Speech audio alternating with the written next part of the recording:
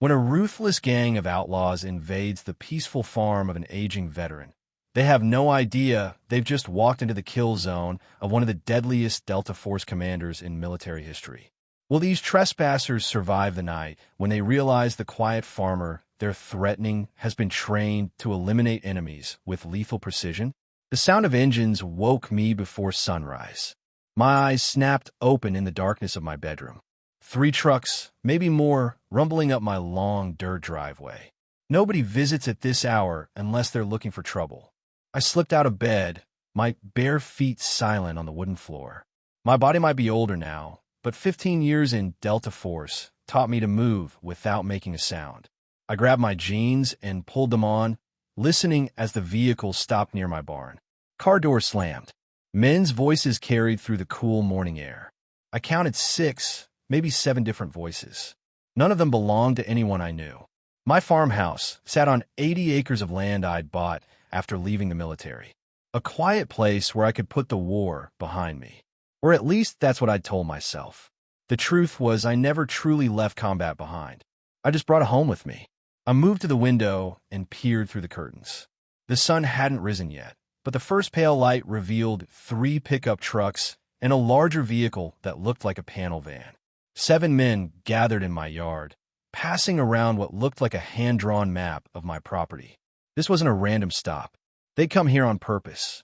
I reached under my bed and pulled out my go bag, always packed, always ready. Old habits die hard. Inside was a secure phone, a first aid kit, and my service pistol. I checked the magazine and chambered around, the familiar action bringing a strange comfort. My dogs, Zeus and Apollo, German shepherds I trained myself, waited silently at the bedroom door. They'd been trained not to bark unless I gave the command. Their ears were perked, bodies tense. They sensed the danger too. I whispered, "Guard," and they immediately took positions on either side of the door. Another military habit: always have a backup plan. From downstairs came the sound of breaking glass. They weren't even trying to be quiet. These weren't professionals, but that didn't make them any less dangerous. I moved to the top of the stairs, keeping low. Through the railing, I could see 2 men entering through my kitchen window. One was tall and lanky, the other shorter but muscular. Both carried handguns. "Find the old man," the shorter one said. "Vince wants to talk to him before we start setting up." The taller one laughed. "What if he gives us trouble? Then we give him trouble right back." But Vince said no killing unless necessary. "We need this place intact." I weighed my options. I could take these 2 down easily, but there were at least 5 more outside, and I still didn't know what they wanted. Information first, action second, another lesson from my Delta days. I retreated to my bedroom, slipped the gun into my waistband at the small of my back, and put on a flannel shirt to cover it. Then I called Zeus and Apollo to heel and walked downstairs, making sure to let the 3rd step creak. No point in surprising them. "Who's there?" I called out, playing the role of confused old farmer. "I've called the sheriff already." The kitchen went silent. Then the shorter man stepped into view, gun pointed at my chest. "You Jackson Riley?" he asked. I nodded slowly, keeping my hands visible. "This is private property. You're trespassing." He grinned, revealing a gold tooth. "Not anymore. This place belongs to the Raven Syndicate now." The name meant nothing to me, but his attitude told me everything I needed to know. Another criminal organization, thinking they could take what wasn't theirs. I'd seen their type before, from Afghanistan to Zimbabwe. "I think there's been a mistake," I said, taking another step down. Zeus and Apollo stayed at my heels, waiting for commands. "This land is mine, paid for in full." The front door opened, and a tall man with a scarred face entered. He wore a black leather jacket with a raven emblem stitched on the shoulder. The others treated him with immediate deference. The leader then, "Mr. Riley," he said, his voice surprisingly soft. "I'm Vincent Mercer. My friends call me Vince." He gestured around. "Sorry about the early wake-up call, but we've got a tight schedule to keep." I studied him carefully. Military bearing, though not special forces. Regular army, maybe. The way he scanned the room, checking corners and exits, he'd seen combat. "What do you want?" I asked, continuing my slow descent down the stairs. "Your farm has exactly what we need," Vince said. "Remote location, Good sight lines, sturdy buildings. Perfect for our operation. And what operation is that? He smiled. Let's just say we're in the distribution business. We'll be bringing in some product later today. You can stay and help, or you can leave. Your choice. Drug runners. They wanted my farm for a distribution hub, and they weren't giving me a choice, despite Vince's words. I'm not interested, I said firmly. You need to leave. Now. Vince sighed as if disappointed. Wrong answer, old-timer. He nodded to the man beside him, who raised his gun and fired. The bullet hit the wall beside my head, showering me with splinters. My dogs growled but held position. Next one goes between your eyes, Vince said calmly. Now let's try again. We're using your farm. You can stay alive and helpful, or you can stay dead. Your choice. I felt something shift inside me, a familiar coldness settling in my chest. I'd spent years trying to leave Commander Jackson, Riley behind, to be just a farmer. But these men had no idea who they were threatening, no idea what I was capable of. I looked at Vince, allowing him to see just a glimpse of the real me.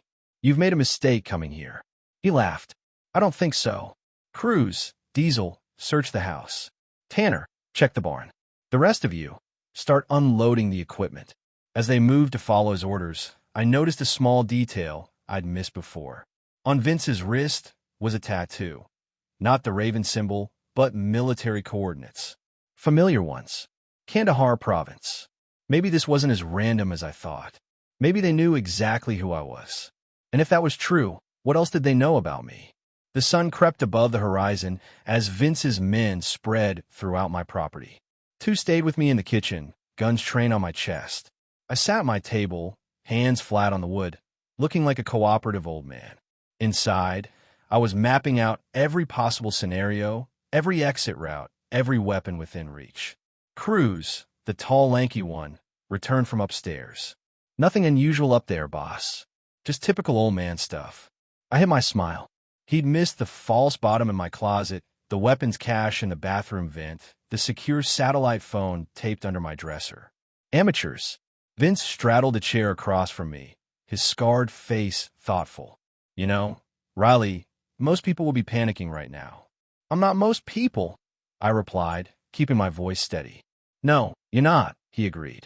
Retired, living alone on a farm. No wife, no family visiting. Perfect isolation. The way he said it made me think he'd been watching me, studying my routines. This wasn't a random target after all. What do you really want? I asked. I told you. Your farm is perfect for our needs. And I'm supposed to believe you picked my place by accident? Something flashed in his eyes. A brief moment of calculation. Does it matter?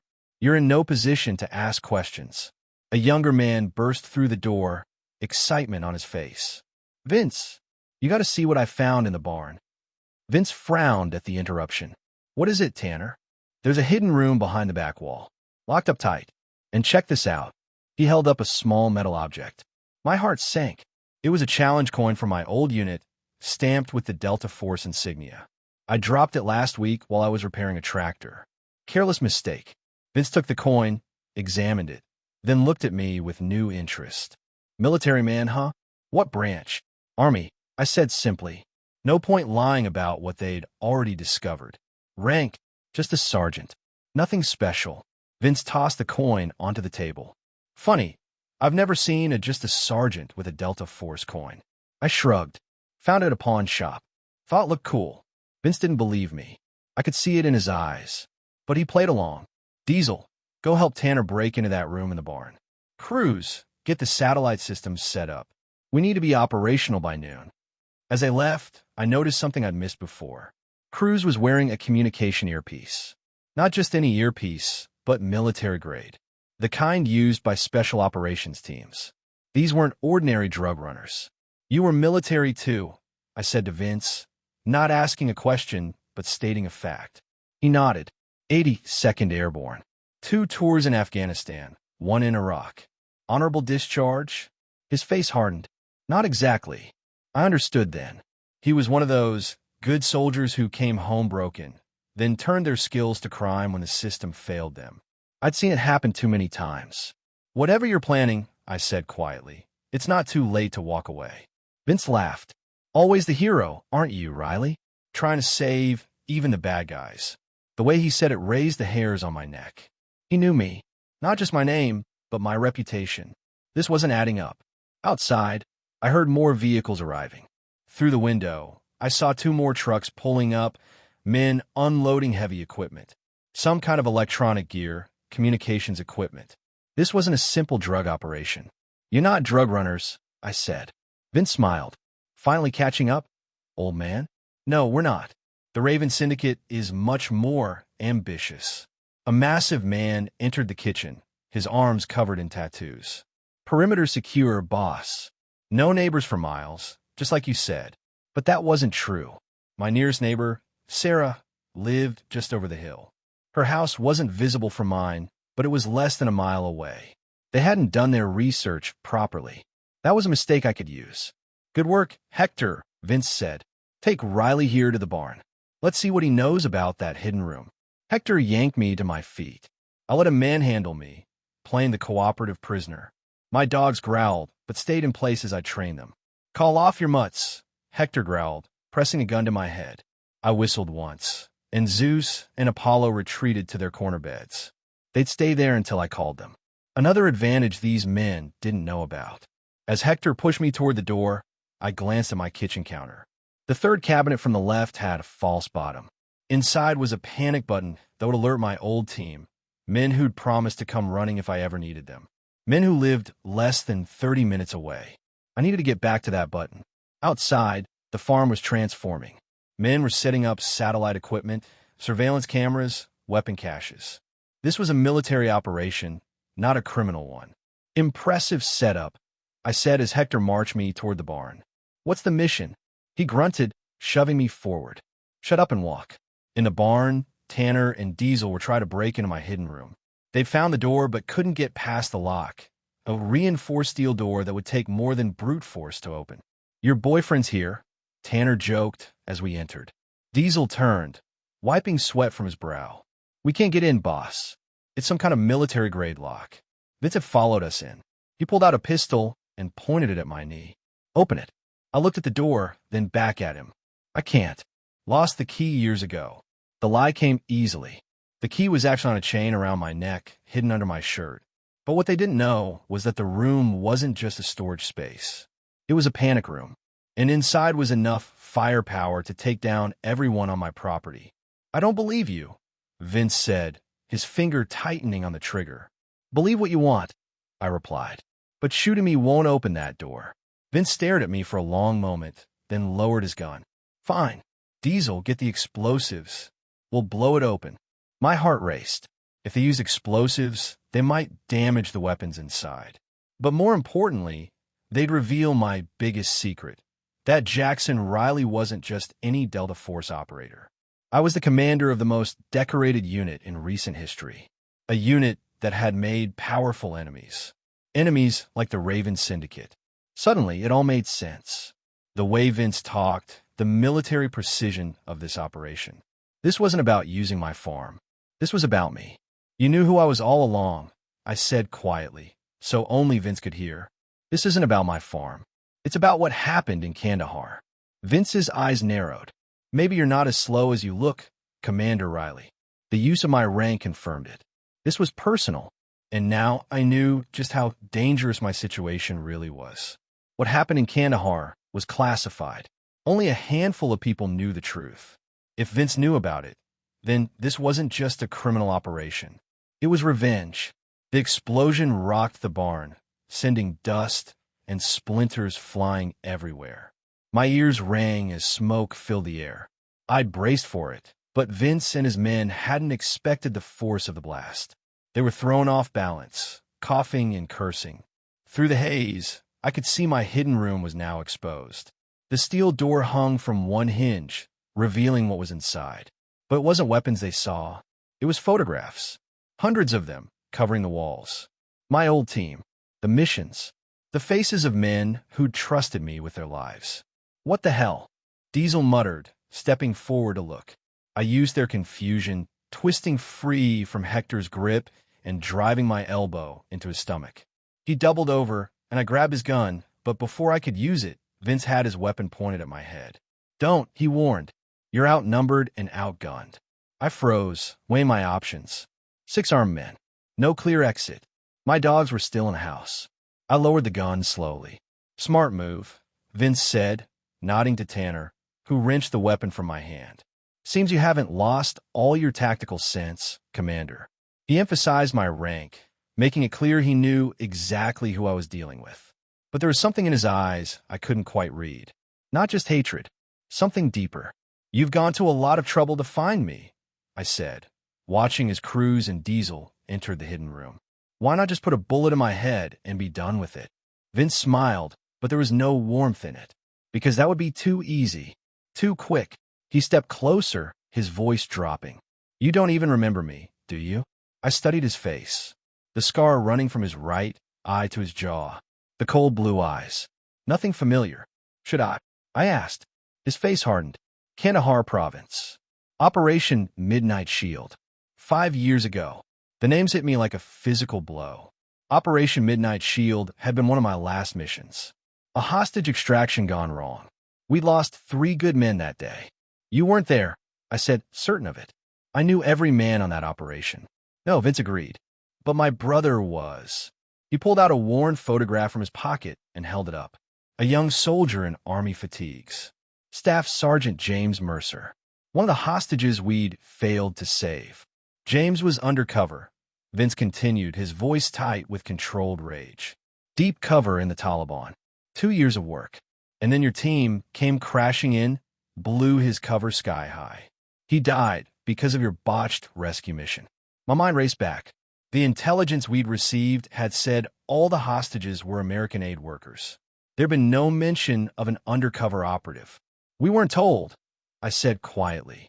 If we had known, spare me, Vince cut me off. You Delta boys always think you're so special, so elite. But you're just men. Men who make mistakes. Deadly mistakes. From inside the hidden room, Cruz called out, Boss, you need to see this. Vince grabbed my arm and shoved me forward. Inside, Cruz was holding a stack of files. Classified operation reports I'd kept against regulations. Force of habit. What's this? Vince asked, taking the files. Mission reports, I admitted. No point lying about what was clearly labeled. Vince flipped through them until he found what he was looking for. Operation Midnight Shield. He scanned the pages, his expression darkening.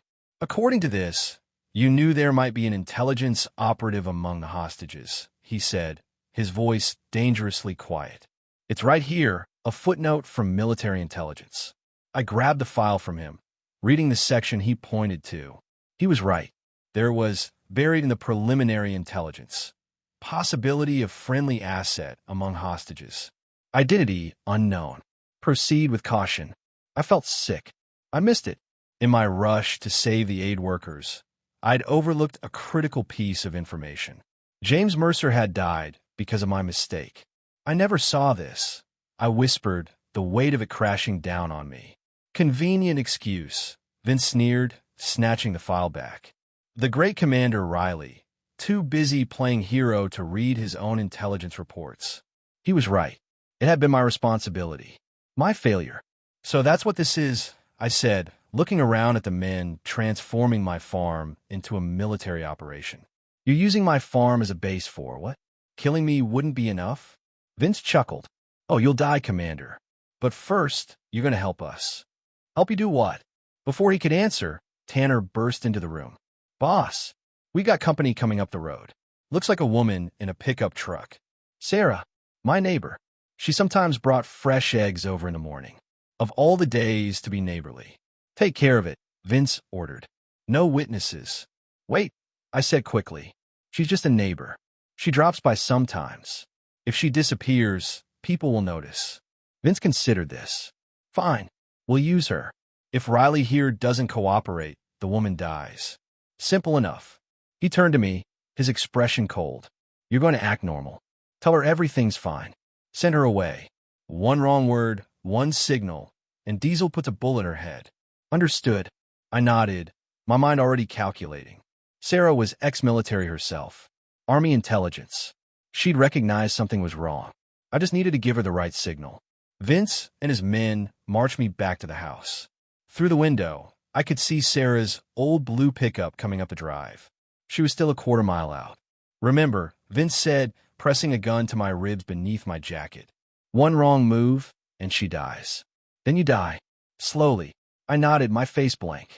But inside, I was thinking of the hand signal Sarah and I had developed. A simple gesture that meant danger, call for help. A signal these men wouldn't recognize.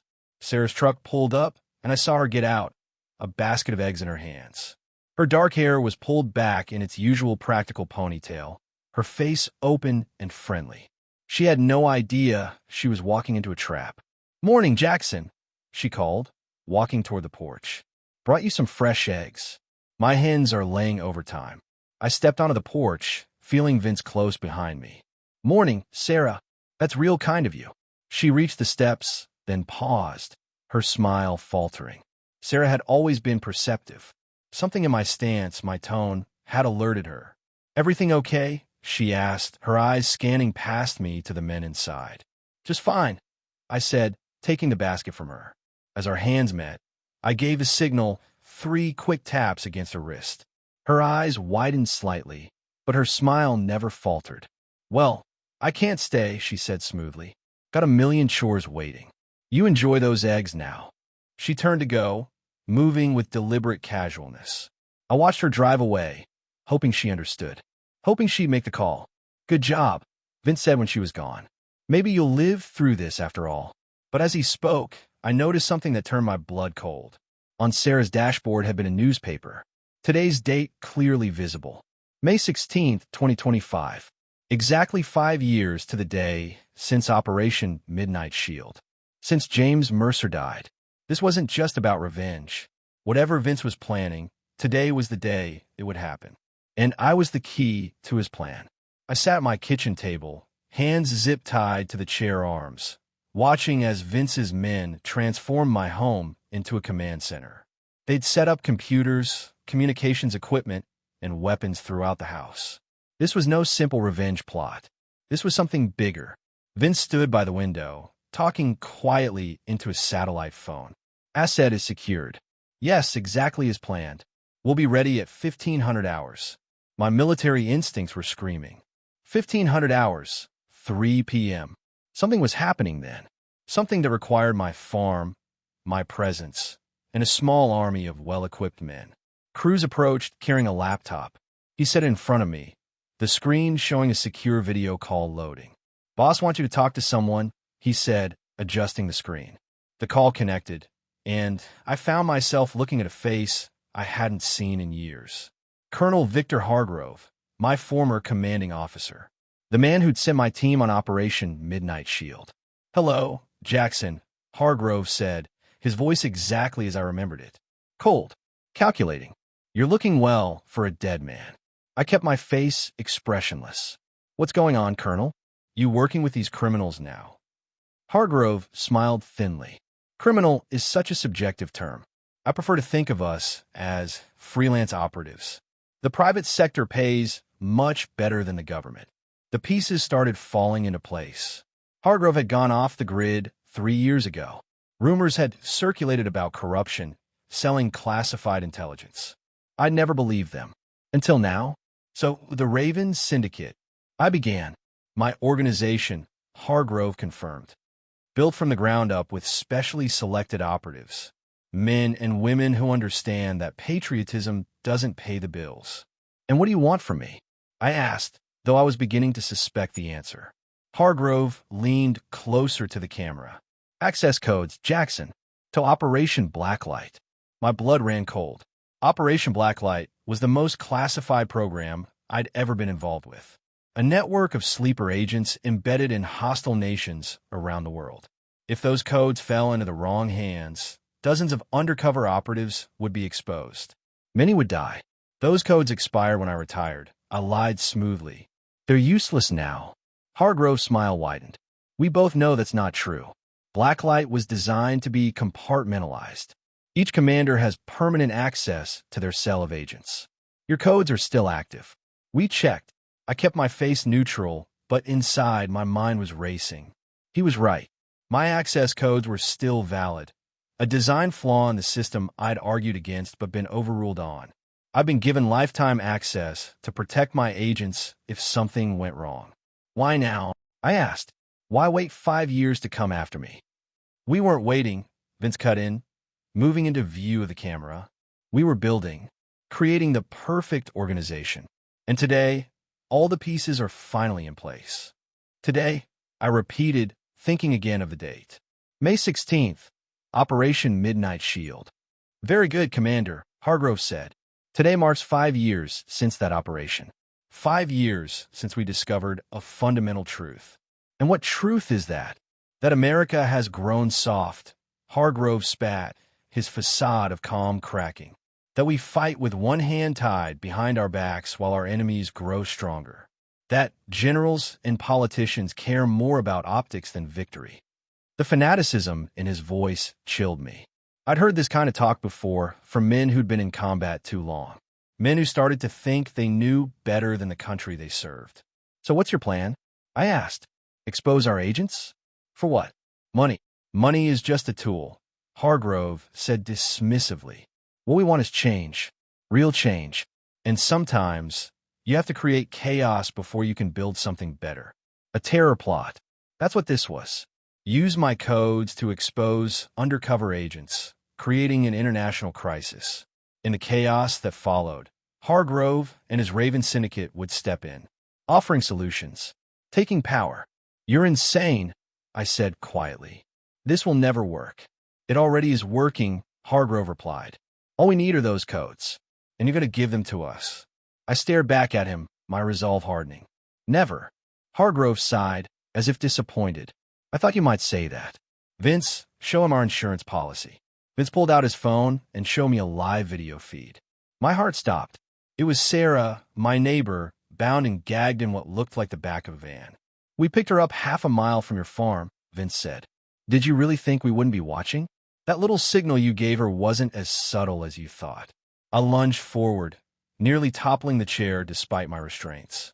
If you hurt her, that's entirely up to you, Hargrove interrupted. Give us the codes, and she walks away unharmed. Refuse, and Vince gets to practice his interrogation techniques. He learned from the best in Afghanistan. The trap was perfect. They'd used my history, my guilt over James Mercer, and now they were using Sarah. An innocent caught in a web I'd created. I need time to think, I said, playing for time. Sarah was tough, but she was still a civilian. And if my guess was right, Hargrove's plan was scheduled for 3 p.m. I had just over 5 hours to stop it. You have 1 hour, Hargrove said coldly. Not a minute more. The screen went black, and Vince closed the laptop. 1 hour to decide if your precious principles are worth that woman's life, he said, leaning close. For what it's worth, I hope you refuse. I owe you pain for what happened to my brother. He walked away, leaving me alone at the table. The house bustled with activity as his men continued their preparations. They'd made one critical mistake, though. They'd left my dogs alive, thinking them ordinary pets. Zeus and Apollo were still in their corner beds, watching and waiting for my command. And if Sarah had understood my signal before she was captured, help might already be on the way. My old team, men who'd sworn to come if I ever needed them, lived less than 30 minutes away. The question was whether they'd get here in time. I tested my restraints subtly. The zip ties were tight, cutting into my wrists. No chance of slipping them. I need another way out. My eyes fell on a kitchen drawer just a few feet away. Inside was a knife sharp enough to cut through the plastic ties. If I could just reach it. But more importantly, I needed a plan. Even if I freed myself, I was outnumbered. And now they had Sarah. Any move I made would put her in danger. Unless I could convince them I was cooperating. Give them fake codes that would seem legitimate at first. Buy enough time for help to arrive, or to find a way to free Sarah. As I considered my options, Diesel walked into the kitchen. The youngest of Vince's crew, he couldn't have been more than 25. He poured himself a cup of coffee, then looked at me with curiosity. Is it true? He asked quietly, checking to make sure no one else was listening. That you were Delta Force? I nodded slowly, studying him. Why? Thinking of enlisting. He snorted. Too late for that. Dishonorable discharge. Got caught selling military equipment on the black market. And now you work for Vince. It's a job, he said with a shrug. Better than flipping burgers. I saw an opening. A potential weak link. You know what they're planning, right? This isn't just about me. They're going to expose undercover agents. People will die. Good people. Doubt flickered across his face. I just do what I'm told. The politics isn't my business. It becomes your business when you're aiding a terror plot. I pressed. That's what this is, Diesel. And the punishment for terrorism is a lot worse than selling stolen equipment. He glanced toward the door nervously. Shut up, old man. You don't know what you're talking about. But I could see I'd rattled him. He wasn't a true believer like Vince. Just a young criminal in over his head. Before I could push further, Cruz entered the room. Boss wants the prisoner in the barn, he told Diesel. Time to turn up the heat. Diesel nodded, setting down his coffee. As Cruz cut my zip ties and hauled me to my feet, I caught Diesel's I won last time. The seed of doubt had been planted. Whether it would grow in time was another question entirely. As they marched me toward the barn, I saw the shadows lengthening across my farm. The clock was ticking. Hargrove's plan was moving forward, and I was running out of options. Blood trickled down my face as Vince landed another punch. My head snapped back, vision blurring. We were in the barn now, away from the busy command center the house had become. Just me, Vince, Cruz, and Diesel. The sound of rain pounding on the metal roof nearly drowned out Vince's heavy breathing. The code's commander, Vince demanded, flexing his fingers. This can end whenever you want it to. I spat blood onto the concrete floor. You'll kill me anyway. We both know that. True, Vince admitted with a cold smile. But I can make it quick and painless, or slow and agonizing. Your choice. A sudden crash of thunder shook the barn. The spring storm was getting worse. Through the open barn door, I could see sheets of rain turning my farmyard into mud. Perfect weather for what I had in mind. What about Sarah? I asked, buying time. You let her go, and maybe we can talk about those codes. Vince laughed. You're not in a position to negotiate. But if it makes you feel better, Hargrove's a man of his word. Give us what we want, and the woman lives. I didn't believe him for a second. Sarah had seen their faces. They'd never let her go, but needed to keep Vince talking, keep him focused on me. 40 minutes left, Cruz announced, checking his watch. Hargrove's going to call back soon. Vince nodded. Maybe we should give our guests some motivation. He turned to Diesel. Get the woman from the van. Bring her here. Diesel hesitated for a fraction of a second before nodding. On it, boss. As he left, I noticed something in his expression. Doubt. Maybe even fear. The seed I'd planted earlier was growing. Good. I need any advantage I could get. Your boy doesn't have the stomach for this, I said to Vince, testing the ropes that bound me to the chair. They were looser than the zip ties had been. Another mistake. Diesel's young. Vince replied dismissively. He'll learn. Or he'll crack. I countered. When this all falls apart, he'll be the first to talk to the feds. Cruz snorted. This won't fall apart. We've been planning it for years. Every plan has a weak link, I said, looking directly at him. In my experience, it's usually the guy who thinks he's second in command. Anger flashed across Cruz's face. He started toward me, but Vince held up a hand to stop him. He's trying to divide us, Vince said. Classic interrogation resistance technique. Don't fall for it. But I'd seen what I needed to see. There was tension between them. Another possible advantage. The barn door slid open, and Diesel returned, pushing Sarah ahead of him. Her hands were bound behind her back, her clothes soaked from the rain. A bruise was forming on her cheek, but her eyes were clear and alert. When she saw me, tied and bloodied, she inhaled sharply. Jackson, she gasped. What is this? What's happening? Sorry you got caught up in this, Sarah, I said, watching her carefully. I needed her to understand what was coming. Vince grabbed her arm roughly. Reunion's over. Now, Riley, the codes. Or I start taking this lady apart piece by piece. Sarah's eyes widened, but I caught the almost imperceptible shift in her stance. She was ex-military intelligence. She knew how to read between the lines. And right now, she was reading my signals perfectly. Okay, I said, slumping in defeat. You win. I'll give you the codes. Vince smiled triumphantly. Wise choice. Cruz, get the laptop. As Cruz left the barn, I locked eyes with Sarah. 3 slow blinks. Our private signal for be ready. She responded with a subtle nod. You're making the right decision, Vince said, loosening his grip on Sarah. Your agents were going to be exposed eventually. At least this way, you get to live a little longer. How does it work? Diesel asked, curiosity overcoming his caution. These codes, alphanumeric sequence, I explained, keeping my voice defeated. Entered into a specific terminal. Changes the status of deep cover operatives from active to compromised. Standard emergency protocol. Cruz returned with a laptop and set it up in front of me. There, he said, opening a secure browser window. Just like Hargrove said, enter the codes. I stare at the screen. It was exactly as I'd expected. A military secure access portal. Hargrove must have maintained his clearance somehow. Untie my hands, I said. I need to type. Cruz looked at Vince, who nodded. As Cruz bent to untie me, I caught a glimpse of movement outside the barn door. Just a shadow, but it was enough. My heart raced. Someone was out there. My prayers had been answered. My old team had come, but they didn't know about Sarah or the complex situation inside. I needed to warn them somehow, to let them know the barn was the priority target, not the house. As Cruz finished untying my hands, I rubbed my wrists, making a show of the pain. These codes are long, I said loudly. 40 character sequences. 8 of them. Will take a few minutes to enter correctly. Sarah's eyes narrowed slightly. She understood. I was stalling, giving whoever was outside time to understand the situation and organize. I placed my fingers on the keyboard and began typing slowly.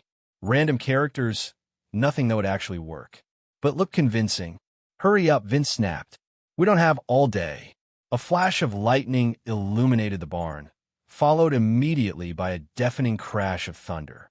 The lights flickered, then went out completely. In that instant of darkness, I moved. I flipped the table, sending the laptop crashing into Vince. I heard Sarah drop to the ground, just as we trained for situations like this. Zeus! Apollo! Attack! I shouted at the top of my lungs, hoping my dogs were close enough to hear through the storm. Gunfire erupted outside. My team was making their move. But inside the dark barn, I was fighting for my life. I tackled Cruz as he reached for his weapon, driving him into the ground. We grappled in the darkness, each fighting for control. He was younger, stronger, but I had decades of hand-to-hand combat experience. I knew exactly where to strike. One sharp blow to his throat, and he went limp beneath me. I grabbed his gun just as the emergency lights kicked on, casting an eerie red glow throughout the barn. Vince was on his feet, gun aimed at Sarah's head.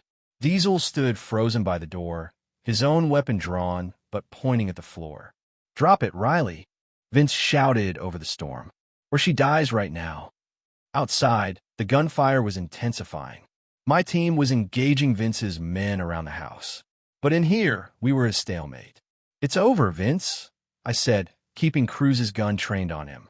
That's Delta Force out there. Your men don't stand chance. For the first time, I saw fear in Vince's eyes.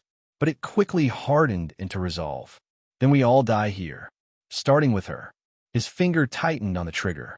In that split second, something unexpected happened. Diesel raised his gun and fired. Not at me, but at Vince. The bullet caught Vince in the shoulder, spinning him around. His shot went wild, hitting the wall instead of Sarah. I didn't waste the opportunity. I fired twice, center mass. Vince fell backwards, eyes wide with shock. I turned to Diesel, who stood with his gun, now hanging limply at his side. I didn't sign up for terrorism, he said quietly. Or killing women. Before I could respond, the barn door burst open. 2 men in tactical gear rushed in, weapons raised. I recognized them immediately. Martinez and Jackson from my old Delta team. Commander, Martinez shouted, taking in the scene. Secure? Not yet, I said, moving to untie Sarah. Hargrove's still in play, and he's expecting those codes within the next 20 minutes. The rain pounded against the windows of my farmhouse as Martinez set up the secure satellite link. My living room had been transformed into an impromptu command center, but this time, it was filled with friendly faces. 6 members of my old Delta unit had responded to Sarah's call, arriving just in time. Perimeter's secure, Taylor reported, entering through the front door. Rainwater dripped from his tactical gear onto my hardwood floor. 4 tangos down, 3 captured. No sign of Hargrove or any other leadership. I nodded, pressing an ice pack to my swollen jaw. They wouldn't be here. Hargrove's too smart for that. He's running this remotely. Sarah sat beside me on the couch, a blanket wrapped around her shoulders. Despite her ordeal, she looked composed, alert. Military training never really leaves you. How did you know to call my team? I asked her. I didn't, she admitted. When I saw those men at your farm, I called an old contact from my Army intelligence days. Turns out he knew your former XO, Martinez. Small world. Martinez looked up from the computer. Link's almost ready. What's the play here, Commander? I considered our options. Hargrove would be calling any minute, expecting those codes. When he didn't get them, he'd implement whatever backup plan he had in place. We needed to stay one step ahead. We give him what he wants, I said, or at least what he thinks he wants. Martinez raised an eyebrow. Fake codes. I shook my head. He's too smart for that. He'll verify them immediately. I turned to Diesel, who sat under guard in the corner. What exactly did Hargrove tell you about today's operation? Diesel looked up nervously. Just that we needed to secure you and get some access codes. Then at 1500 hours, something big was going down. Something that would change everything. Did he mention any other locations? Other teams? Diesel thought for a moment. Once, I heard Vince talking about a second team in Washington. That's all I know, I swear. Washington. That narrowed it down, but not enough. What was Hargrove planning? The satellite phone on the table rang, cutting through my thoughts. Everyone in the room tensed. It's time, Martinez said grimly. I picked up the phone. Riley. Commander. Hargrove's cold voice came through clearly. Your hour is up. Do you have my codes? I switched the call to speakerphone so everyone could hear. I do. But before I give them to you, I want confirmation that Sarah will be released unharmed. Hargrove chuckled. Always the honorable soldier. Fine. Put Vince on the line. Vince is dead, I said flatly. So are most of his men. My old team paid us a visit. A long pause. I could almost hear Hargrove recalculating. Unfortunate, he finally said, but not unexpected. Vince's vendetta made him sloppy. But it doesn't change your situation, Jackson. You will still give me those codes, or other innocent people will die. What people? I demanded. What are you planning, Victor? Insurance policies, Hargrove replied cryptically. Contingencies. I've learned from my military career to always have multiple angles of attack. You have 5 minutes to transmit those codes, or blood will be on your hands. The line went dead. I looked around at my team, all watching me intently. He's bluffing, Taylor suggested. Martinez shook his head. No, that's not Hargrove's style. If he says he has contingencies, he does. Washington, I murmured, thinking aloud. Today's date. 5 years since Operation Midnight Shield. I stood up suddenly. The memorial service. Sarah looked confused. What memorial service? 5 years ago today, we lost 3 men in Operation Midnight Shield. I explained, pacing despite my injuries. Every year, there's a memorial service at Arlington. For the families. Martinez's eyes widened in understanding. And today's the 5-year anniversary. It will be bigger, special, with high-ranking officials present, I continued. Maybe even the Secretary of Defense. The perfect target for a man who thinks America has gone soft on its enemies. I turned to Sarah. Your intelligence contacts. Can you get us information on security for today's events at Arlington? She was already reaching for her phone. On it, the satellite phone rang again. I answered immediately. For minutes, Commander, Hargrove said without preamble. I need proof that your contingencies are real, I countered. Or no codes. A pause. Check your email. Martinez typed rapidly on the laptop. Got it. Video file. He opened it, and we all crowded around to see. The footage showed a crowded memorial service at Arlington National Cemetery. The angle suggested a hidden camera. In the frame were several high-ranking military officials, family members of fallen soldiers, and, at the podium, the Secretary of Defense. The camera then panned down to show a device hidden beneath a seat. A bomb. Oh my God, Sarah whispered. 3 minutes, Commander, Hargrove said coldly. The codes, or that bomb detonates. My mind raced. If I gave him the real codes, dozens of undercover operatives would be compromised. Many would die. If I refused, everyone at that memorial service would die, including families of my fallen comrades. I need to verify this is live footage, I said, stalling. Show me something that proves this is happening right now. Always the suspicious one, Hargrove sighed. Very well. A moment later, another video came through. Same location, but now the camera zoomed in on a newspaper being held by an attendee. Today's date clearly visible. 2 minutes, Hargrove reminded me. I muted the phone and turned to my team. Options. Give him fake codes, Taylor suggested again. He'll know immediately, Martinez countered, and detonate the bomb. My contact says security at Arlington is already on high alert, Sarah reported, covering her phone. There was a threat called in this morning. They're doing sweeps, but the service is still proceeding. 1 minute, Commander. Hargrove's voice came through the speaker. I unmuted the phone. I'm sending the codes now, I said, nodding to Martinez to type what I dictated. Alpha Tango 947 Zulu. I recited a sequence of characters from memory. Not the real blacklight codes, but something that would look legitimate to Hargrove systems. A trace program embedded in the military security protocols. It would give us Hargrove's location within minutes. Codes received, Hargrove confirmed. Now we'll see if you've played fair, Commander. The bomb, I reminded him. Disarm it. Now. Patience, Hargrove replied smoothly. First, we verify your codes. My heart pounded as we waited. If Hargrove saw through my deception too quickly, everyone at that service would die. If the trace program worked as designed, we'd have a chance to stop him before he realized the codes were fake. Interesting, Hargrove finally said. The system is accepting your input. Preliminary validation looks good. I exhaled slowly, careful not to show relief. The trace program was working. Now about that bomb, I pressed. A man of honor after all, Hargrove said, almost sounding impressed. Very well. Another video feed appeared on the laptop. The same hidden camera, but now showing someone, presumably one of Hargrove's men, discreetly removing the device from under the seat. Satisfied? Hargrove asked. Not until everyone at that service is safe, I replied firmly. They will be. I'm not a monster, Jackson. Just a realist. Sometimes hard choices must be made for the greater good. Martinez caught my attention, holding up the laptop screen so only I could see it. A message from Military Cyber Command. Trace successful. Location identified.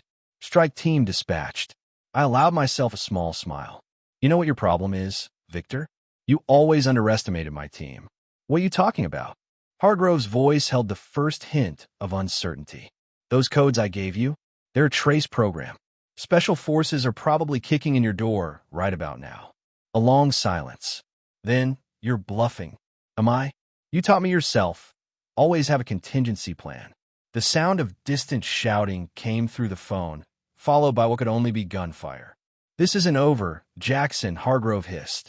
Those agents of yours? They're still compromised. I sent the kill orders before you even called. My blood ran cold. You're lying. Am I? Check your secure networks. The damage is already done. The line went dead. I looked up at Martinez, who was already accessing the blacklight system through his secure terminal. He's bluffing, Martinez said after a moment. System shows all agents still secure. Relief washed over me. Give me General Hadley at command. We need to make sure that bomb at Arlington is really disarmed. As Martinez made the call, I sank onto the couch, the adrenaline finally wearing off.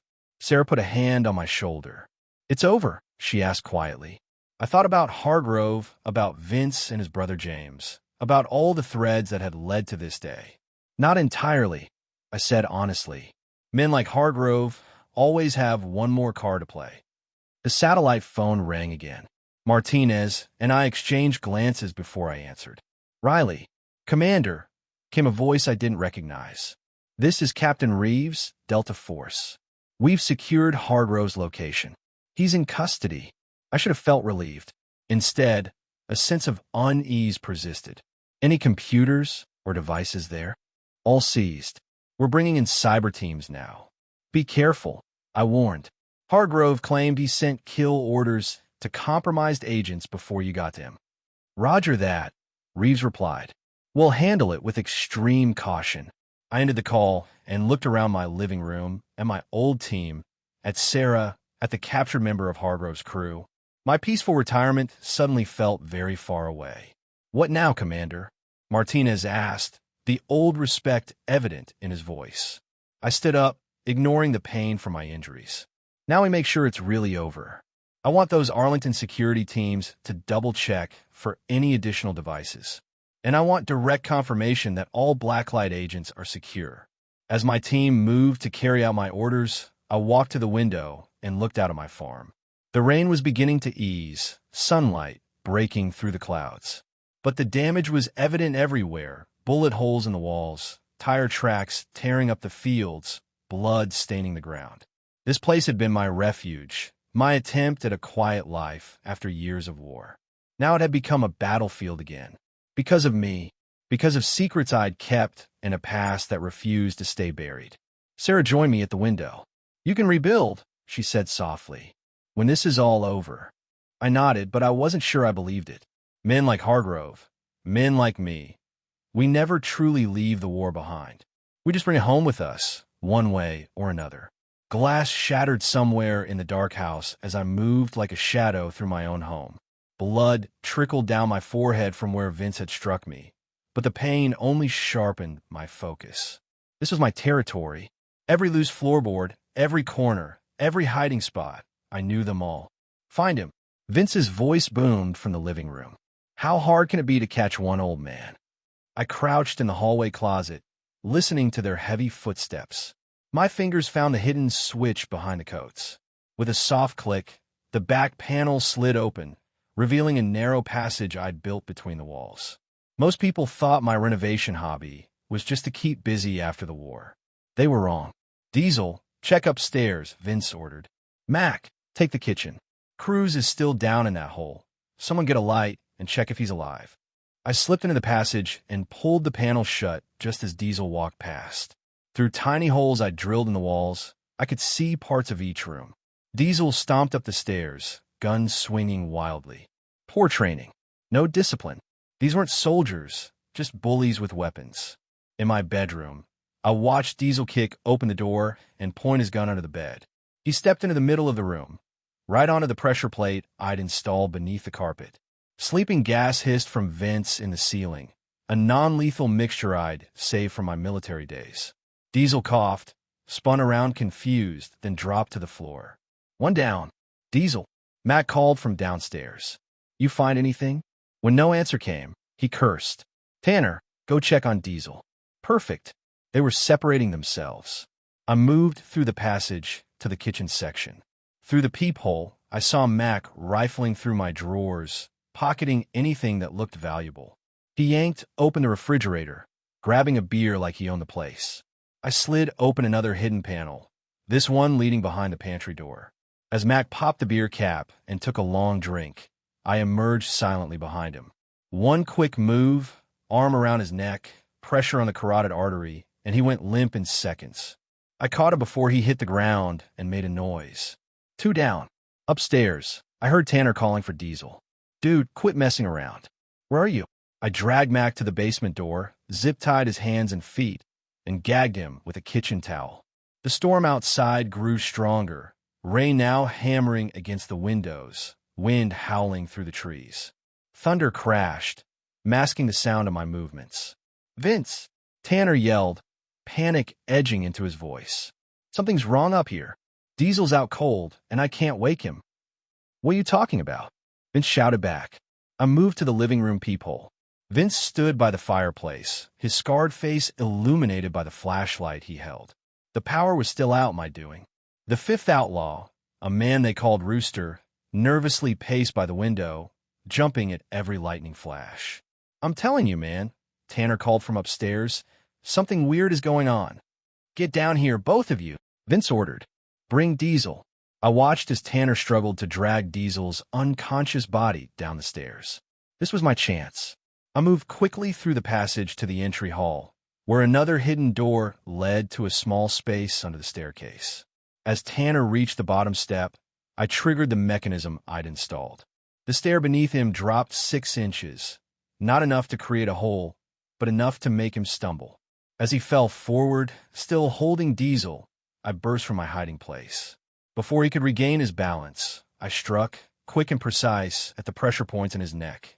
Tanner dropped alongside Diesel, both now unconscious at the foot of the stairs. 3 and 4 down. Tanner! Vince shouted, running toward the entryway with Rooster close behind. I slipped back into the shadows beneath the staircase, pulling the panel closed just as they rounded the corner. What the hell? Vince knelt beside his fallen men. His eyes darted around the dark house. Rooster, this isn't right. The old man's got this place rigged somehow. Rooster's face was pale in the flashlight beam. Maybe we should get out of here, boss.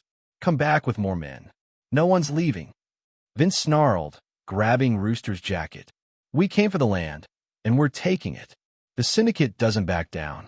Split up, find him. They separated, Vince heading toward my study, Rooster moving toward the kitchen. I tracked Rooster first. He was the weaker one, jumping at shadows.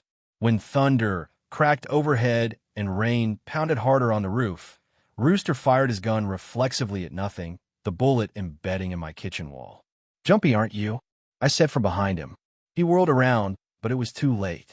One quick strike to his solar plexus doubled him over, unable to breathe. A second hit to the back of his neck, and he joined his friends in unconsciousness. 5 down. Only Vince remained. I found him in my study, rifling through my desk drawers. The beam of his flashlight passed over military commendations on the wall, newspaper clippings of classified missions that somehow made the press, and finally settled on a photograph of my old unit. I know you're in here, Vince called out, his voice steadier than I expected. You've got skills, old man. I'll give you that. I stood in the doorway. You were soldiers once, I said, startling him. He spun around, gun aimed at my chest. Mercenaries now, he replied with a grim smile. Not so different from you. His words hit harder than expected. We are nothing alike, I insisted. You prey on the innocent. And what did you do in all those countries, Commander?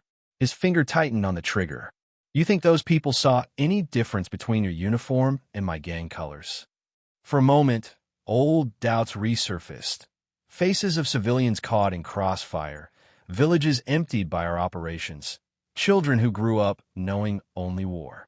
Then I heard vehicles approaching in the distance, distinctive engine, sounds I would recognize anywhere. My team's coming, I said quietly. Your operation is over. Your team. Vince laughed. You're alone, old man. No one's coming to save you. I smiled for the first time that night. I was never alone. Lightning flashed, illuminating the room and the subtle red that now danced on Vince's chest. His eyes widened as he realized a sniper scope was trained on him from outside. Ow! My neighbor Sarah, I explained. She called them hours ago. I've been keeping you busy until they arrived. Vince lunged forward in desperation, but I was ready. 20 years of combat flooded back into my muscles. I sidestepped his attack, grabbed his gun arm, and in one fluid motion, disarmed him and pinned him to the floor.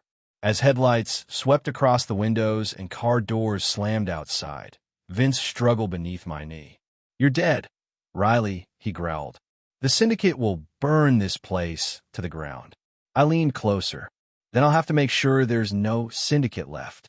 Sunlight broke through the clouds as the last police car pulled away from my driveway. The storm had passed, leaving behind puddles that reflected the blue and red emergency lights. I sat on my porch steps, the wooden boards creaking beneath me, my body feeling every one of my 53 years. 6 outlaw gang members were now in custody, but their threats still echoed in my ears. Still drinking that same awful coffee, Commander? I looked up to see Martinez crossing my muddy yard. My former second-in-command hadn't changed much in the 3 years since I'd retired. Still built like a tank, still sporting that ridiculous mustache. Behind him, 4 other members of my old Delta Force unit secured the perimeter of my property, checking for any outlaws we might have missed. It's grown on me, I replied, holding on my mug. My hand trembled slightly, the adrenaline crash hitting me hard. Martinez sat beside me, pulling out a flask and pouring something stronger into my coffee. Doctor's orders, he said with a grin. I took a sip and winced. How fast did you drive to get here? Broke several laws. Martinez shrugged. Sarah called us right after she saw them break in. We were at Jenkins' wedding in Oak Ridge, about 2 hours away. Would have been here sooner, but the storm washed out the bridge on County Road 16.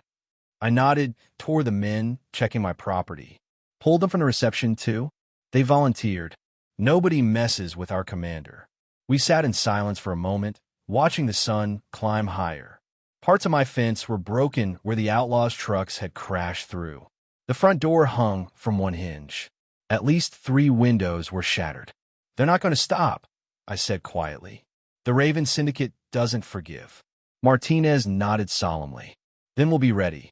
I stared across my damaged farm.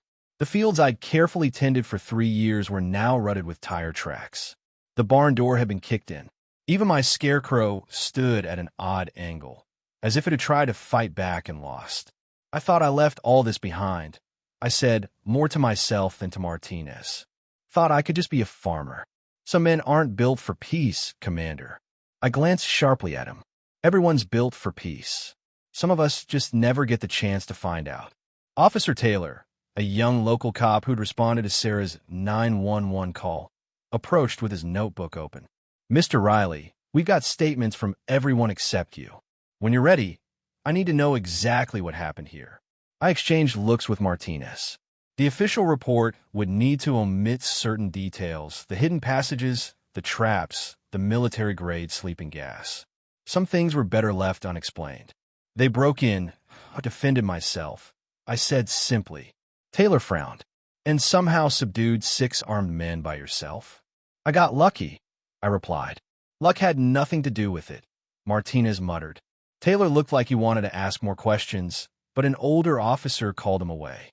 We'll need a more detailed statement later, Mr. Riley, Taylor said before leaving. Sarah appeared at my gate, carrying a basket covered with a checkered cloth. Her young son, Tommy, trailed behind her, eyes wide as he took in the police cars and strange men with military posture. I brought breakfast, Sarah announced, climbing the porch steps. Figured you boys might be hungry. Martinez stood immediately, taking the basket from her with exaggerated gratitude. I couldn't help but notice the way his eyes lingered on her face. Something's never changed. You saved my life, Sarah, I told her as she sat beside me. Thank you. She shook her head. I just made a phone call. You're the one who fought off a gang of outlaws. Tommy, 8 years old and fearless, sidled up to me. Did you really fight bad guys, Mr. Riley? I ruffled his hair. Sometimes the stories grown-ups tell get bigger than what really happened. But Mom said you were a hero soldier before you moved here, Tommy insisted. She said you got medals and everything. I caught Sarah's eye, and she blushed slightly. Tommy, why don't you go see if that nice officer wants a muffin, she suggested. The boy ran off happily on his mission. Been telling stories about me? I asked. Just the ones everyone knows, she replied. The newspaper articles, the ceremony when you got the Medal of Honor. This community's proud to have you, Jack. Even if you do prefer to be left alone. Before I could respond, a black SUV pulled into my driveway. The man who stepped out wore a suit that screamed federal government. Here we go, Martinez mumbled, stepping protectively closer to Sarah and me. The man approached, flashing a badge. Agent Dawson, FBI. We've been tracking the Raven Syndicate for months. Seems like you stirred up quite a hornet's nest, Commander Riley. Just defending my home, I said cautiously. Well, your defense just handed us 6 members of one of the most dangerous criminal organizations in the country. Agent Dawson surveyed my damaged property. But I'm afraid you've also made yourself their #1 target. My stomach tightened. Not for my own safety, but for Sarah's, for Tommy's, for everyone else in this small community I'd grown to care about. The men you captured have already started talking, Dawson continued. Seems they weren't just here to intimidate a local farmer. They were setting up a major distribution hub for their operation. Your land is perfectly positioned, remote enough for privacy, but close to state lines for quick transport. Martinez tensed beside me. What are you suggesting? Dawson straightened his tie. We've been trying to infiltrate the syndicate for years without success. Now we have a unique opportunity. I already knew what was coming. You want to use my farm as bait. I want to use you as an asset, Dawson corrected. Your background makes you uniquely qualified. And frankly, whether you help us or not, they're coming back for revenge. The question is whether you'll face them alone or with the full resources of the federal government behind you. Sarah grabbed my hand. Jack, you don't have to do this. You've done enough. I looked at my farm, the home I'd built hoping to find peace. Then at Sarah, at Tommy playing nearby, and my old team standing ready as always. If I help you, I said slowly to Dawson, I have conditions. My team is involved. The local community stays safe. Dawson nodded.